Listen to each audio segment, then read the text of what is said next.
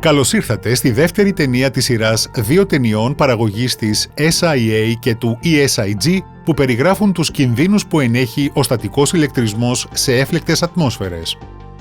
Όπως παρουσιάστηκε στο πρώτο μέρος αυτής της ταινίας, η πλήρωση έφλεκτων υγρών από την οροφή πρέπει να εξαλείφεται με τη βύθιση του σωλήνα πλήρωσης μέχρι τον πυθμένα του δοχείου. Είναι ιδιαίτερα σημαντικό να ελέγχεται η ταχύτητα του μεταφερόμενου υγρού, οπότε θα πρέπει να αποφεύγονται εργασίες όπως η πλήρωση IBC με βαρύτητα από οδικά οχήματα. Μετά την ολοκλήρωση μιας διαδικασίας πλήρωσης, μπορεί να είναι απαραίτητο να ληφθεί δείγμα του υγρού. Θα απαιτηθεί επαρκής χρόνος αποφόρτισης για να διαχυθεί το συσσωρευμένο ηλεκτροστατικό φορτίο. Πρέπει να δίνετε προσοχή όταν η δεξαμενή ή το δοχείο υποδοχής δεν έχει καθαριστεί και περιέχει έφλεκτους ατμούς. Η εγκατάσταση φίλτρων αρκετά μακριά από τα σημεία εκένωσης μπορεί να βοηθήσει στην αποφυγή προβλημάτων παρέχοντας επαρκή χρόνο παραμονής του υγρού μεγαλύτερο από τον καθορισμένο χρόνο αποφόρτισης του υγρού. Σε εργασίες διάχυσης, η αγωγιμότητα του υγρού πρέπει να αυξάνεται πριν από την προσθήκη σωματιδίων. Εάν είναι δυνατόν, θα πρέπει να προστίθενται πρώτα τα αγώγιμα υγρά. Σε ορισμένες περιπτώσεις μπορούν να προσθεθούν αντιστατικοί παράγοντες για τη μείωση της συσσόρευσης φορτίου. Συνήθως απαιτούνται μόνο μερικά μέρη ανά εκατομμύριο. Συνιστάται η αξιολόγηση της καταλληλότητας αυτών των πρόσθετων για κάθε παρασκεύασμα. Εάν χρησιμοποιούνται πρόσθετα, θα πρέπει πάντα να χρησιμοποιούνται σε συνδυασμό με μια κατάλληλη διαδικασία γείωσης και σύνδεσης. Θα πρέπει να εξεταστεί το ενδεχόμενο κάλυψης δοχείων και σωλήνων με αδρανή αέρια, ώστε να ελαχιστοποιηθεί η παρουσία εκρηκτικών ατμοσφαιρών στο χώρο των ατμών. Η γείωση και η σύνδεση είναι μια πολύ αποτελεσματική τεχνική για την ελαχιστοποίηση της πιθανότητας ανάφλεξης που οφείλεται σε στατικό ηλεκτρισμό. Η γείωση δημιουργεί μια συνεχή ηλεκτρική διαδρομή προς τη γη και απομακρύνει γρήγορα το φορτίο. Ο αγώγιμος εξοπλισμός συνδέεται με ένα ηλεκτρόδιο γείωσης ή με το σύστημα γείωσης του κτηρίου για να αποφευχθεί η δημιουργία σπινθύρων. Ένα σύστημα σύνδεσης συνδέει τον αγώγιμο εξοπλισμό μεταξύ του ώστε να διατηρείται το ίδιο ηλεκτρικό δυναμικό. Οι ηλεκτροστατικές εκενώσεις δεν μπορούν να λάβουν χώρα μεταξύ αντικειμένων που βρίσκονται στο ίδιο δυναμικό. Όλα τα αγώγιμα αντικείμενα τα οποία απομονώνονται ηλεκτρικά από τη γη με μονοτήρες, όπως μη αγώγιμους σωλήνες, συνδέσεις, στηρίγματα εξοπλισμού ή παρεμβίσματα, πρέπει να συνδέονται και να γειώνονται κατάλληλα. Επομένως, η επιλογή των σωστών συνδέσεων κατά τη μεταφορά έφλεκτων υγρών είναι εξαιρετικά σημαντική. Οι ημάντες και τα καλώδια σύνδεσης πρέπει να είναι ανθεκτικά και να έχουν χαμηλή αντίσταση μικρότερη από 10 Ωμ.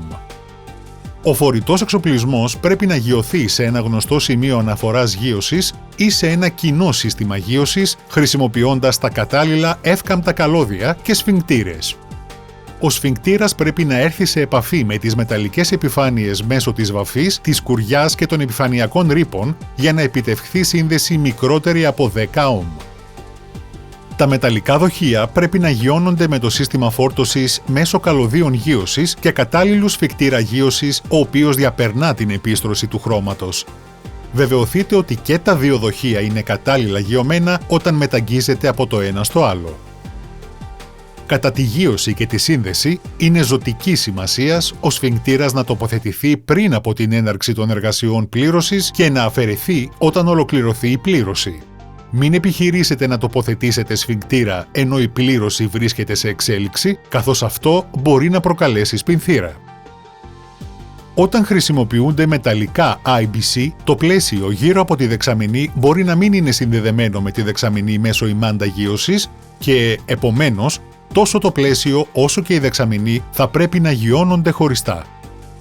Γενικά, συνιστάται να μην χρησιμοποιούνται πλαστικά IBC και βαρέλια για υγρά με χαμηλά σημεία ανάφλεξης, καθώς οι ίδιες οι πλαστικές επιφάνειες μπορούν να φορτιστούν λόγω τριβής και το τυχόν συσσωρευμένο φορτίο στο υγρό δεν μπορεί να απομακρυνθεί. Ορισμένα πλαστικά δοχεία διαθέτουν ειδική διάταξη για γείωση και ο χειριστής πρέπει να διασφαλίσει ότι το δοχείο είναι ανθεκτικό και πληρεί τις προδιαγραφές του κατασκευαστή. Κατά την πλήρωση ή την εκφόρτιση βιτιοφόρων οχημάτων, η γείωση δεν πρέπει να υπερβαίνει τα 10 Ωμ. Σε κάθε περίπτωση, ο σφιγκτήρας γείωσης πρέπει να τοποθετείται στο όχημα πριν από την έναρξη οποιασδήποτε εργασίας και δεν πρέπει να αφαιρείται προτού να ολοκληρωθούν όλες οι εργασίες και να μην υπάρχει πλέον παρουσία ατμών. Ο εξοπλισμός δειγματοληψίας πρέπει να είναι από αγώγιμο υλικό και να είναι συνδεδεμένος με τη δεξαμενή. Η δειγματοληψία πρέπει να πραγματοποιείται μόνο μετά την παρέλευση του ενδεδειγμένου χρόνου αποφόρτισης. Εάν γίνεται χειρισμός έφλεκτων υγρών, θα πρέπει να χρησιμοποιούνται και να ελέγχονται τακτικά από όλους τους παρευρισκόμενους μέσα ατομικής προστασίας ηλεκτροστατικής εκφόρτισης, ιδίως υποδήματα. Για να διατηρηθεί ένα υψηλό επίπεδο ευαισθητοποίησης σε θέματα στατικού ηλεκτρισμού, πρέπει να πραγματοποιούνται τακτικές δοκιμές του εξοπλισμού με καταγραφή των αποτελεσμάτων. Οι χειριστές θα πρέπει να εκπαιδεύονται συχνά με αναφορά στα κατάλληλα πρότυπα και τις βέλτιστες πρακτικές του κλάδου. Το σταθερό τμήμα του συστήματος γείωσης πρέπει να ελέγχεται από εξειδικευμένο εξουσιοδοτημένο εργολάβο τυπικά ανά 12 μήνες. Τα καλώδια γείωσης και οι σφιγκτήρες για φορητό εξοπλισμό θα πρέπει να δοκιμάζονται συχνότερα ανάλογα με τη φύση της εφαρμογής. Οι χειριστές θα πρέπει να ελέγχουν συχνά για ενδεχόμενη φθορά του εξοπλισμού μεταξύ των περιόδων δοκιμής, όπως φθαρμένα καλώδια ή σπασμένες οδοντώσεις σφιγκτήρων. Αναφέρεται τυχόν υπόνοιες βλαβών πριν από την περαιτέρω χρήση. Είναι σημαντικό οι χειριστές οι οποίοι χρησιμοποιούν έφλεκτα υγρά να γνωρίζουν τους κινδύνους του στατικού ηλεκτρισμού. Το δελτίο δεδομένων ασφαλείας θα διευκρινίζει εάν είναι πιθανό να υπάρχουν έφλεκτα μείγματα ατμών ατμοσφαιρικού αέρα κατά τον χειρισμό, οπότε θα πρέπει να θεωρείται ότι ο στατικός ηλεκτρισμός θα μπορούσε να αποτελέσει πρόβλημα ακόμη και για υγρά με υψηλότερη αγωγιμότητα, τα οποία όμως μπορούν να συσσωρεύουν υψηλό επίπεδο φορτίου, όπως οι οξικές ενώσεις. Αυτό μπορεί να επιβεβαιωθεί επικοινωνώντας με τον προμηθευτή για περαιτέρω τεχνική υποστήριξη. Κατά την εγκατάσταση και τη συντήρηση ενός συστήματος προστασίας από στατικό ηλεκτρισμό θα πρέπει να γίνεται αναφορά στα εκάστοτε ευρωπαϊκά και διεθνή πρότυπα. Παραπομπές υπάρχουν σε πρότυπα και κώδικες πρακτικής, είτε πρόκειται συγκεκριμένα για τον στατικό ηλεκτρισμό, είτε για τον χειρισμό έφλεκτων υγρών, είτε για την εργασία σε επικίνδυνες ατμόσφαιρες. Συμβουλευτείτε τις τοπικές ρυθμιστικές αρχές υγείας και ασφάλειας και τους ειδικούς εξουσιοδοτημένους εργολάβους για περαιτέρω συμβουλές. Κατά τη διάρκεια αυτών των 2 σύντομων ταινιών, είδαμε πώς ένα κοινό φαινόμενο μπορεί να αποτελέσει σοβαρό κίνδυνο, ωστόσο δείξαμε πώς αυτός ο κίνδυνος μπορεί να εξαλειφθεί μέσω της πρακτικής ορθής λειτουργίας και της χρήσης εξοπλισμού, γείωσης και σύνδεσης.